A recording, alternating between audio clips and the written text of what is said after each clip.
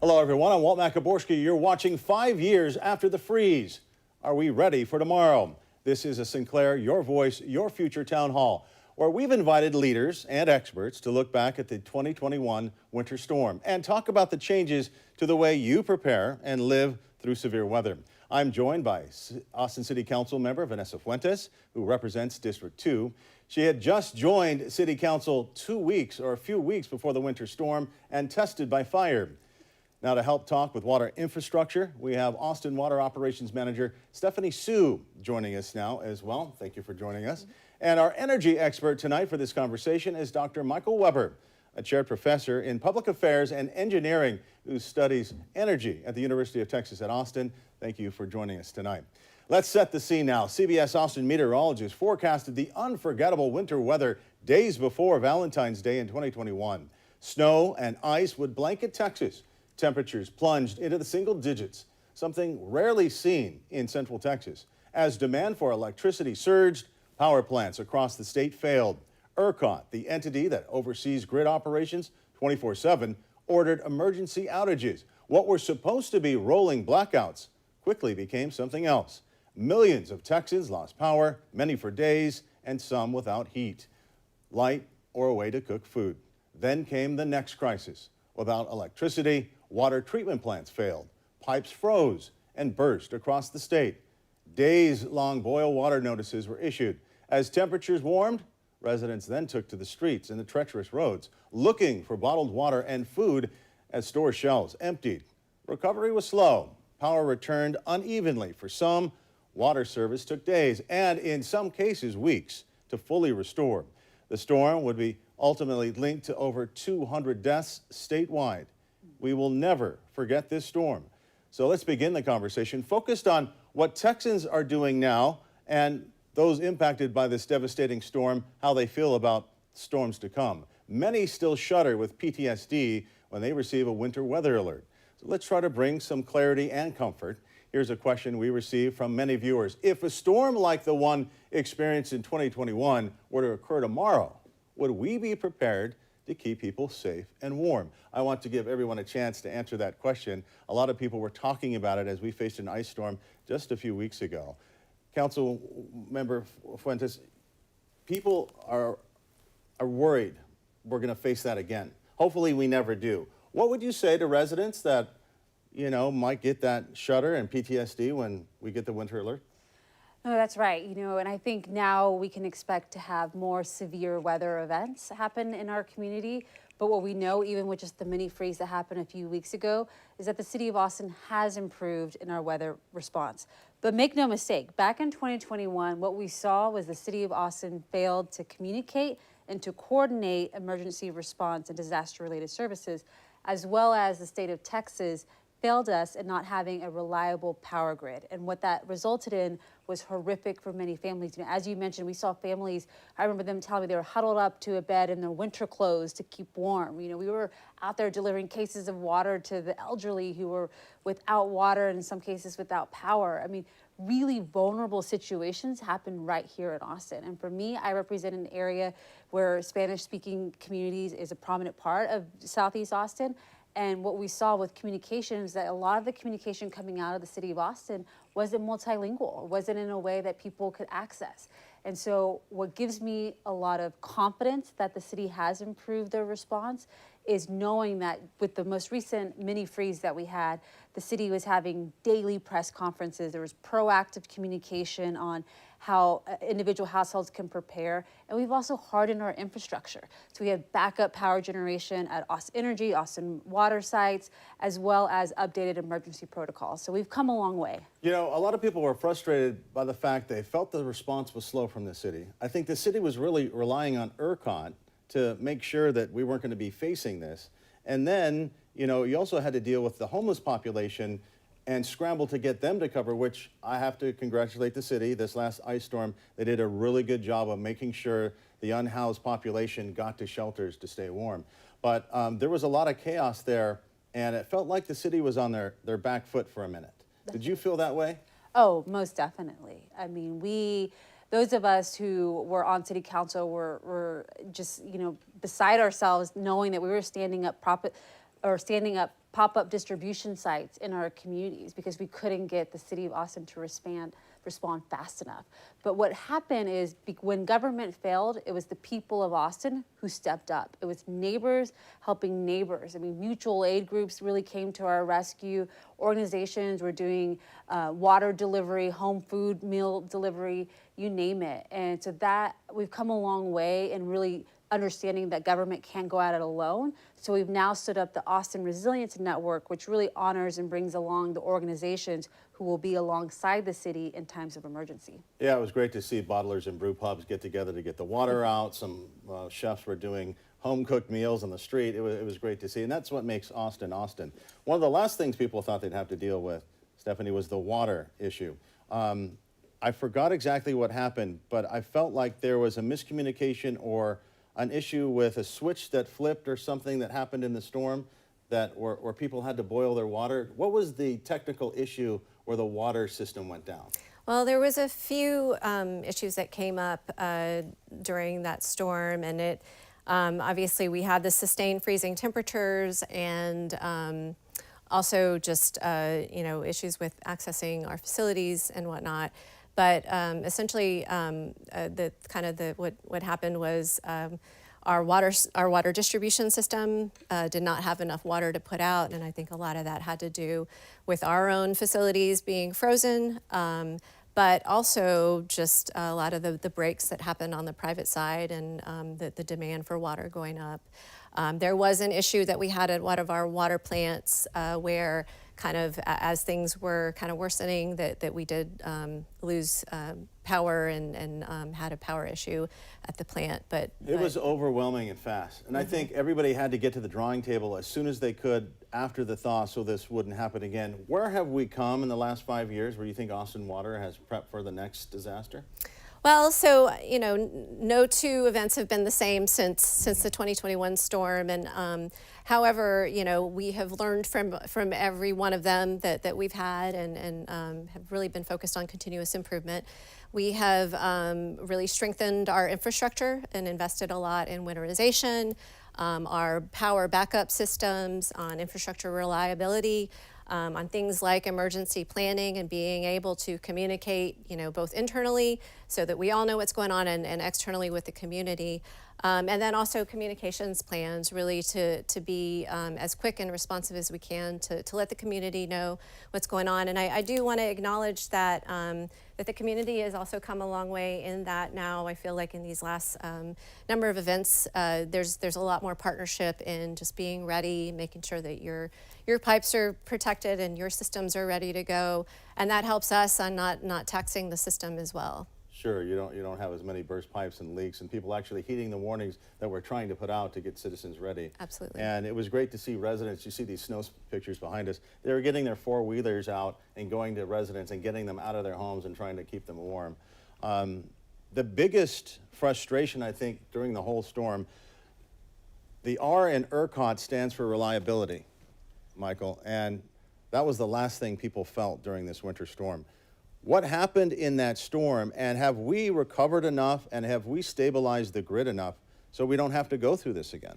The good news is the grid's in much better shape today than it was before. It's not in perfect shape, but it's better. There's sort of three main failures if we look back at 2021.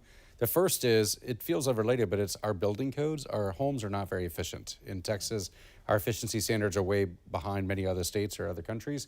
And that means when it's really hot or really cold, our demand for electricity goes up a lot. So the demand for electricity spiked much more in Texas than it would have other states because our building codes are so inefficient. So that's the first problem. And by the way, we've made no progress on that in the last 5 years. So that's the same as it was before. That's static. That's static. There's an opportunity there. We haven't done it. Austin has, but Austin's different than the rest of the state. The other problems were that the grid's not winterized and the natural gas system's not winterized. So when the grid's not winterized, that means power plants are susceptible to the freeze.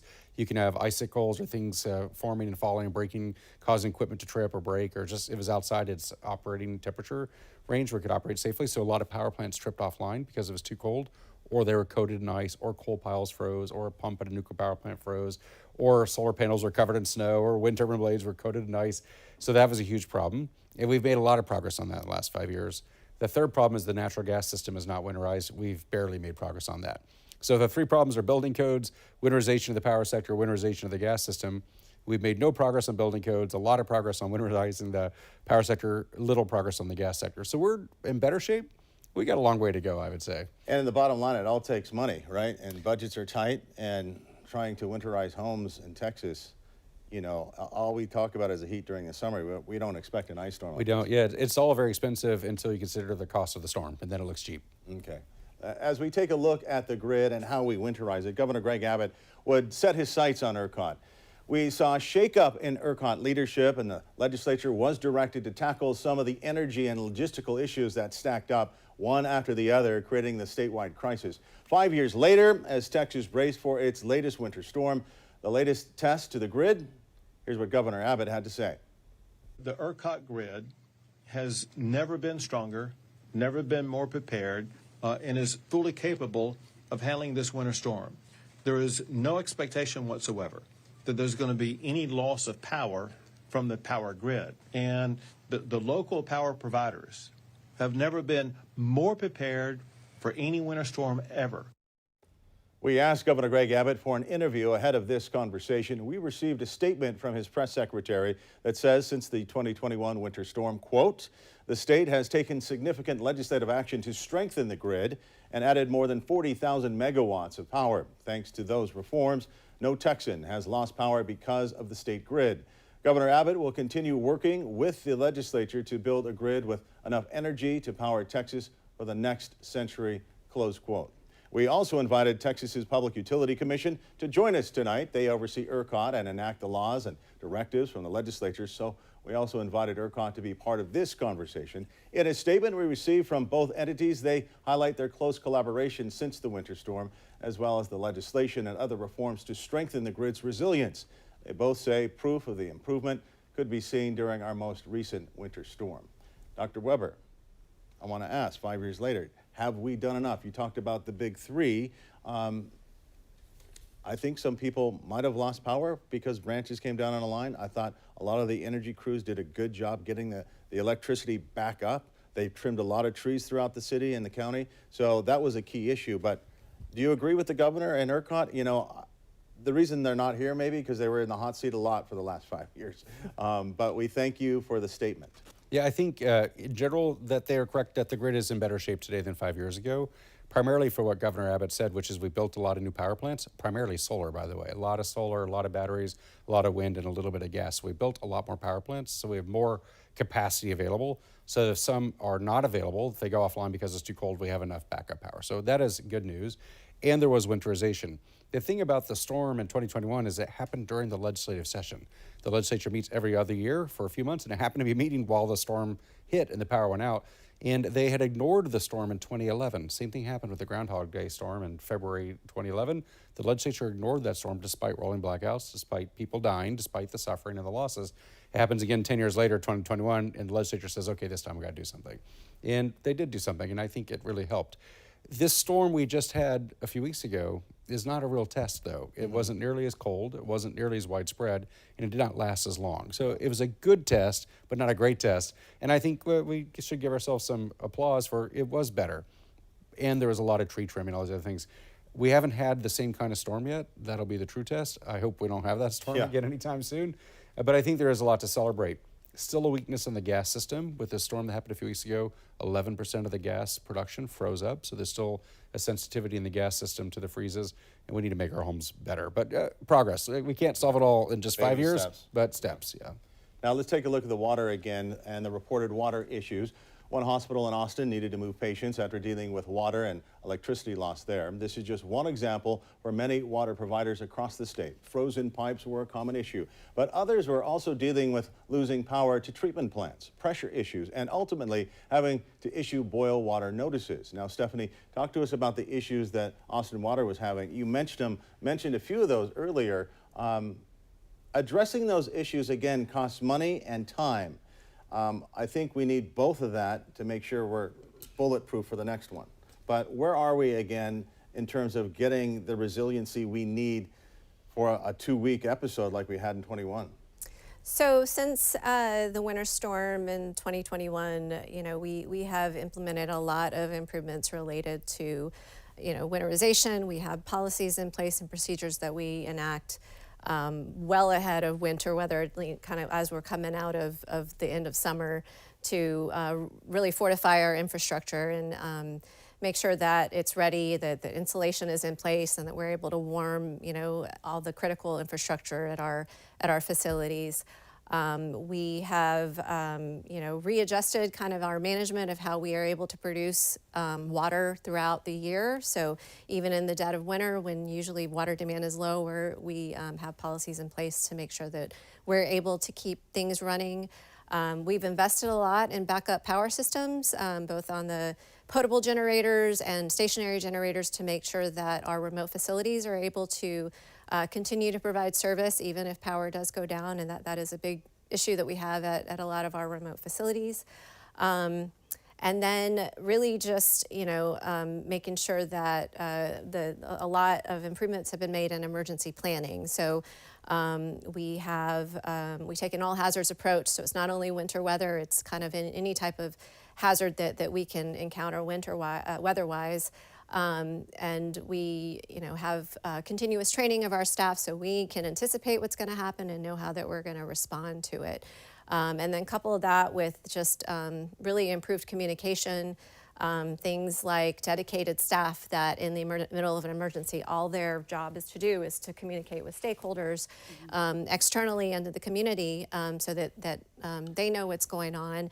As well as, being able to connect to the community through social media and, pre-written communications and notifications, so that we can quickly get the news out there if we're having any issues. Do you see AI enabling a better, more resilient water system, helping with pipes and computerized systems and pumps and things like that? Absolutely. I think that we are looking to AI to help us sort of predict, based on weather conditions and what time of year it is, and what demand is and what we think it will be, to help us be able to be responsive and help us know how to maintain our systems and operate them so that we can quickly act. It's one thing to be cold and then not to have water and then not to have heat. That was a miserable time for so many people.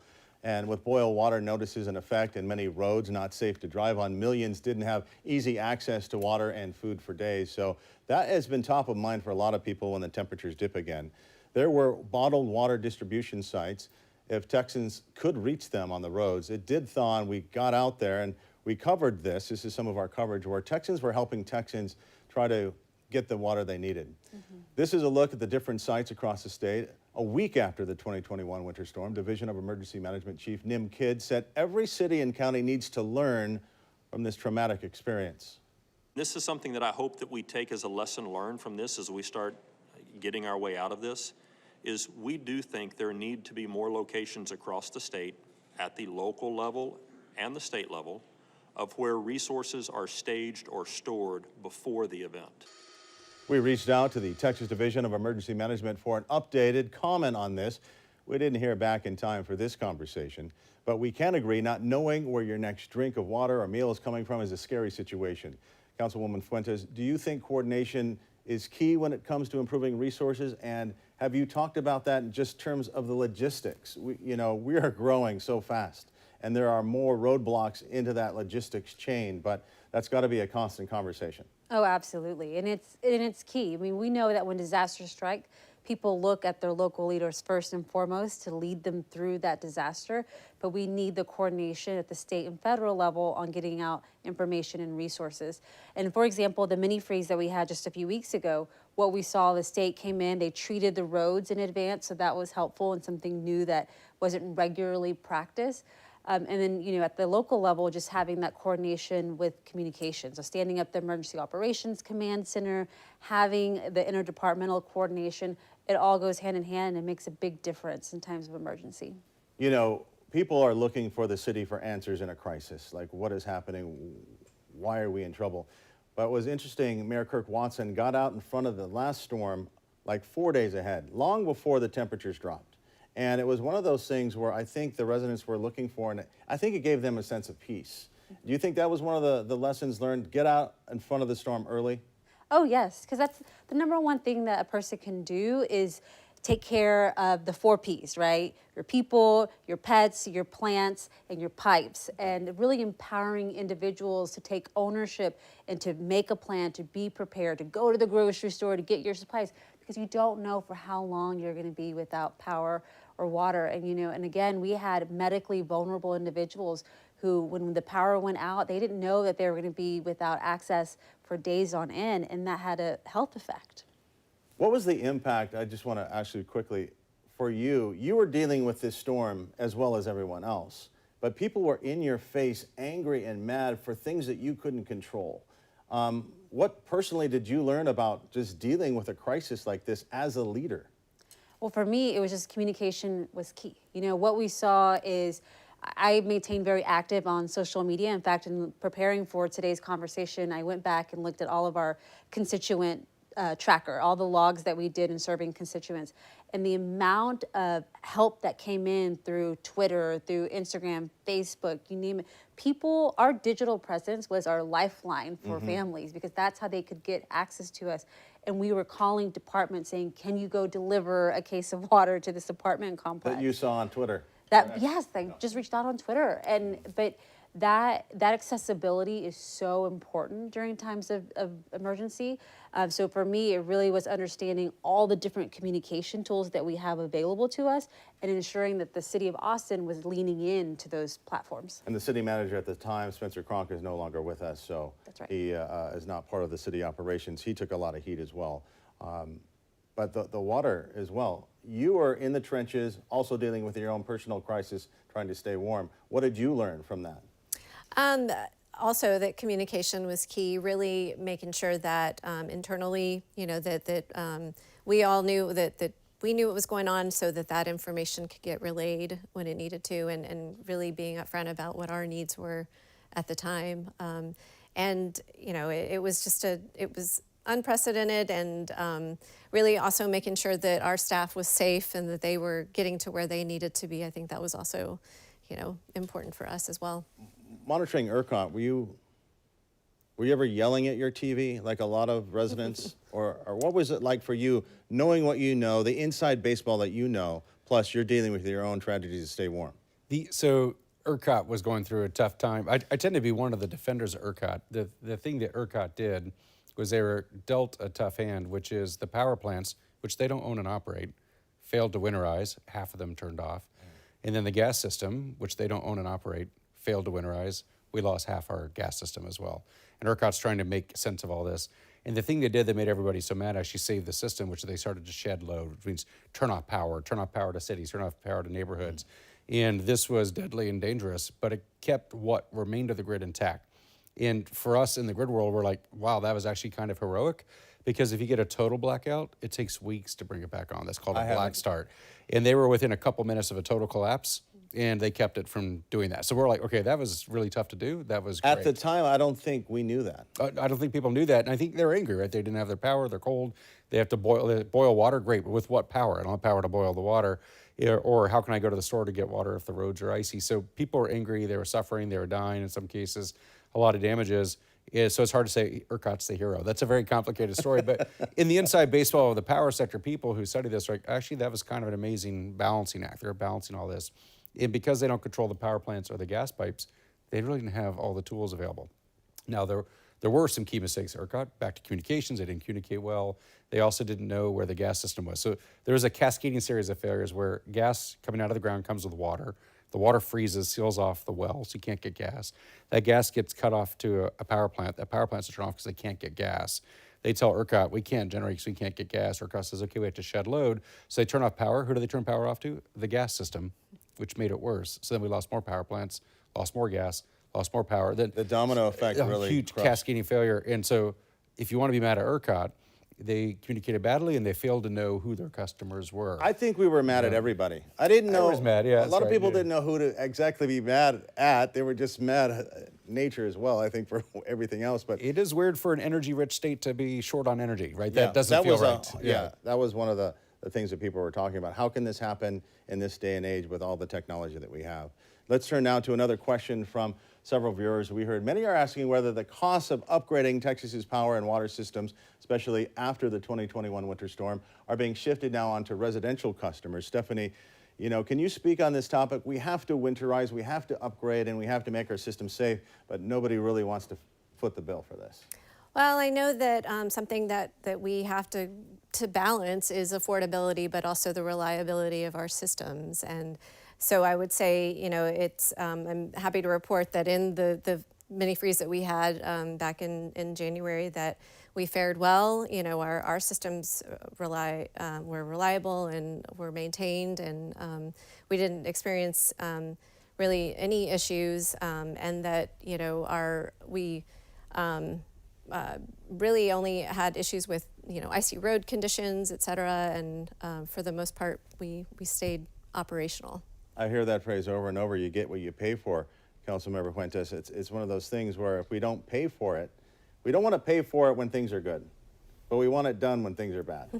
So, and you have tight budgets at the City Council. Prop Q was like defeated and people don't want to pay anymore, but this is public safety. Mm-hmm. What would you say to residents that if it comes up, we got to pay for something? I think as a policymaker, we have to ask ourselves, what are the costs if we don't improve our infrastructure, if we don't invest in resilience? Because there is a cost somewhere along the line, right? And so what I look to in our utility leaders and with the city administration is understanding that we are balanced in our approach, that we calibrate our costs in a way that there's no rate shock to payers. But also understanding where can the city really do more to strengthen our response. And so I authored a resolution that looked at burying the power lines to see if that will ensure that we can withstand severe winter weather events. Turns out it's very, very expensive, so not worth it in terms of the impact that would provide. But it's leaving no stone unturned when it comes to ensuring that we're doing all that we can for the safety of our community. Are we getting smarter with the tech? Is the tech getting there to help us get there? It feels like we're not moving as quickly as we could on the smartness of it, if that's a word for it. It all costs money. So as the councilwoman said, it costs money to do it, but also costs money if you don't do it. And if we look at Winter Storm Uri, it was a $100 billion plus event. Hurricane Harvey was a $100 billion event. Hurricane Beryl was a multi-billion dollar event. It costs billions of dollars to improve the system, maybe tens of billions, but then you might save tens or hundreds of billions by not having the calamity when it comes along. So I'm a big fan of making a better system. I think it's cheaper in the long run to have a better system. Doesn't mean we all have the money to pay for it up front, so we have to find a way to finance it that's fair for everybody. And modern technology tools are a way to get there. So let me give one example from Austin. For the most part, Austin did a pretty good job in the storm because Austin didn't do a great job in 2011. Learned some lessons and implemented them by 2021. Winterize, had more gas pipes, and did a couple different things. And they improved their ability to turn off power in a more localized way. So this is kind of good news. But they would turn off entire neighborhoods. Yeah. And you'd think of modern technology, instead of turning off an entire neighborhood and make them all suffer, have it rotate from house to house, or even better, from appliance to appliance within the house. Maybe we didn't all need our hot water heaters at that moment or other things, but we needed our fridge and our heater. So if we could fine tune the technology and turn off specific devices at specific houses instead of entire neighborhoods, that would make the suffering more equitable and maybe not have suffering at all. And technology should let us do that. We weren't ready for that in 2021. What drove people absolutely nuts? Going through the city, they saw empty skyscrapers with lights on from top to bottom. And the Capitol lit up. Yeah, right. Just like a Christmas tree, right? And then you saw there was a line right there at I-35. Majority part of East Austin had no lights. Then you had the city that was lit up, and it was like, what is happening? Why is this empty building lit up, and I am struggling to heat and stay warm and get my water? That was one of the things that frustrated people. So viewers want to know, I think, how state leaders and utilities plan to handle the growing demands from large energy users. Data centers are coming, folks, fast and furious, and whether those companies will be required to pay for their own power and needs and balancing that, this is going to put even more strain on the grid? Potentially, it could potentially help the grid. So we have a lot of new large loads, these data centers or factories or other things. There's also electric cars, electric heat pumps, electric cooktops. So a lot of us have new electric devices and then these large data centers. And the data centers drive up the demand and strain the grid. They also strain the water system if we do it the wrong way. And the wrong way would be just build them and don't pay attention. But if we operate them in a flexible way where they can actually turn off for a couple hours a day, a couple days per year, they will help the grid because they are very rich customers who can invest the money to improve the grid. We just need them to be flexible and not be so rigid. And then it would be very helpful. But if they're inflexible, if they have to be on and stay on all the time, then it strains the grid. And then you have to deal with this moral hazard of like, are we all raising our rates to make a hyperscaler, one of these big tech companies, richer? Or are they going to invest with their wealth to make the grid better for us? And I like that second version better. I think a lot of people do. And I think they're like, we don't want to crash the grid and make everyone mad. That's not good for us. So we have to figure out the rules where they can invest to improve the grid for all of us. But it requires them to be a little bit flexible. A year ago, they're like, we're not flexible. We can never turn off. And now they're like, you know what? We can be a little flexible. So maybe the mood is improving on that. Well, those data centers, they need a lot of energy and they need a lot of water to cool. Are you looking at those factors as, you know, more people come to Austin? We are a technopolis, and we're only growing. People love Austin. I love Austin. And the infrastructure is going to be tested. Yeah, absolutely. And I think that is a challenge for us in reviewing all of the requests that we have for all the companies and people that want to come and live in Austin. And I think, as Vanessa mentioned, we want to make sure that we balance our rates to make sure that there isn't the sticker shock, but also that, again, that we're maintaining that affordability and also the reliability of our system. As we head into, hopefully, the end of winter, what would you like to say to residents about, what's on top of your mind when a weather crisis comes in the cold times or even the hot summers? First and foremost, I would encourage everyone to have a plan for your household, to know what you will do in times of emergency and where you will go to find information. The City of Austin has a number of text alerts available so that you can get plugged in on up-to-date, real-time information. I'm really proud of Austin Energy. They've updated their dashboard so that people now can have better information of how long the outage will be and when a technician's on site. So we've updated our tools so that we're empowering, keeping people more informed. So that's what I would encourage Austinites. So your final word is it's a two-way street. We're going to be prepared, but we need you to be prepared. That's right. Help us in the emergency. Any final thoughts?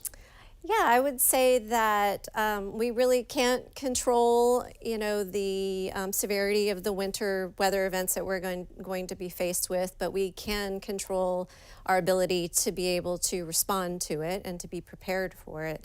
And I'd say that today Austin Water is much more reliable and better coordinated and better equipped to maintain our water service for the community. And I'm really proud of the efforts that we've put forward to really improve our strategies towards that. And again, want to thank the community really for the partnership that we're seeing, the preparedness and the awareness.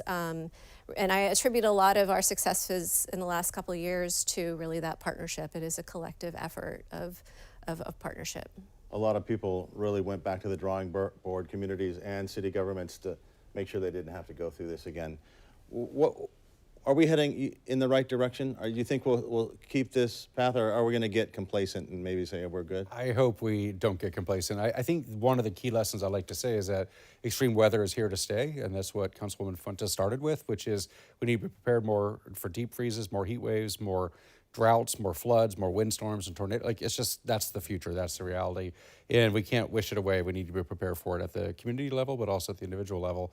And then one last comment I'll make is that it's easy to look for people to blame, but there are also a lot of heroes in the story. And in particular, the utility workers, the line workers, and the pipe fitters. Yeah. When they have to go out and fix a pipe or fix a power line, it's usually cold or hot or flooding or Christmas or something like that. And they do it, and it's just really incredible so we can be comfortable. So there's a lot of heroism that happens at the same time, as well as blame to go around. But I think we got to get ready for this new future. I think accountability and transparency is key, and that's basically what everybody wanted. And I think that was born out of 2021 in a lot of ways for a lot of people. I was curious, do you ever get any nice emails? I mean, I'm sure Yes. you got flooded with a lot of nasty ones, but No, I mean, truly, a year after Winter Storm Uri, we did a 1-year commemoration and we honored the heroes, the people, the neighbors who stepped up and were there for each other. So I think often about just how important it was for us to have those connections and how at the end of the day, Austinites, we cared for one another. thank you for joining us tonight. It's tough to come up here and get on the hot seat after we really grilled you guys in the crisis. And it's good to see that, things have evolved in this city that we love to make it better. So I want to thank all of our panelists tonight for joining us. Austin City Councilwoman Vanessa Fuentes, who represents District 2, Austin Water Operations Manager Stephanie Sue, and Dr. Michael Weber, Professor of Mechanical Engineering at the University of Texas at Austin. Thank you for watching 5 years after the freeze. Are we ready for tomorrow? A Sinclair Your Voice, Your Future Town Hall. I'm Walt Makoborski. Have a good night. And before we let you go, we want you to scan the QR code on the screen to follow us on all our social media platforms to stay up to date with CBS Austin and all of our journalists in the field. If you're watching this on YouTube, like, subscribe, and please leave a comment. Let's keep this conversation going.